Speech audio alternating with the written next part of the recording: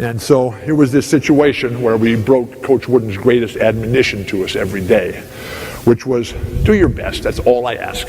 Your best is good enough. But whatever it is you do, don't beat yourself, don't cheat yourself, don't shortchange yourself, because that's the worst kind of defeat you'll ever suffer, and you'll never get over it. We thought it was all nonsense. Every coach I ever had as a child was a John Wooden disciple. We thought everybody had John Wooden. So when he started talking to us about the pyramid of success, because he would always talk to me and say, Bill, you're the slowest learner I've ever had. And when he would tell me that, I would look back at him and say, Coach, you call me a slow learner, but that pyramid of success that you keep preaching to us about, Coach, there's only 15 human values and personal characteristics in there. It took you 14 years to put 15 words in place. Now, come on, Coach, let's pick the pace up a little bit. But we thought it was all nonsense and foolishness. And it's really simple to memorize all this stuff. Industriousness, enthusiasm, friendship, loyalty, cooperation, intentness, initiative, alertness, self-control, physical fitness, skill development, commitment to the team, poise, confidence, competitive greatness, flanked by the two external words that he added years later, faith and patience. And then he would always talk about the 7-point creed that his dad gave him when he was in high school. Make each day your masterpiece. Drink deeply from all sources of knowledge. Make friendship a fine art. Prepare for the tough times that are sure to come. And 3 others that I can never remember, but I have no memory. And then he lived by his 2 sets of 3s, and he encouraged us to make that same choice. Don't lie, don't cheat, don't steal, don't whine, don't complain, don't make excuses. That covers a lot of ground. And then he had his maxims, endless maxims. Be quick, but don't hurry, whatever that means.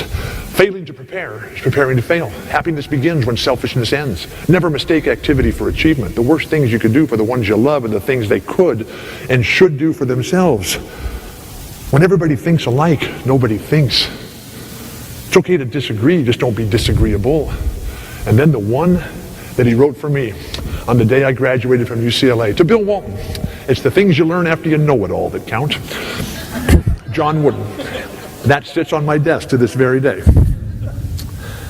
And then he had, while he had all that stuff, the one he kept coming back to on a constant basis, he would always tell us, guys, basketball is just like life. It's not a game of size and strength, it's a game of skill, timing, and position. It's not how big you are, it's how big you play. It's not how high you jump, it's where you are and when you jump. And so I'm scratching my head and I'm saying, Coach, this makes no sense at all. You're telling me, please, that basketball is not a game of size and strength? Are you kidding me? Kareem has all the records, Shaq has all the money, and Wilt has 20,000 girlfriends. What is up with that? And he looked at me and he said, Walton, you are the slowest learner. Don't you realize it's not about stuff? It's not about material accumulation and physical gratification. It's about training the mind to become that champion, think, dream, exist to be that champion.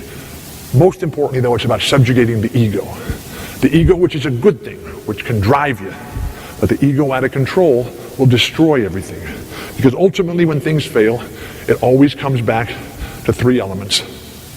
Lack of honor, selfishness, and greed.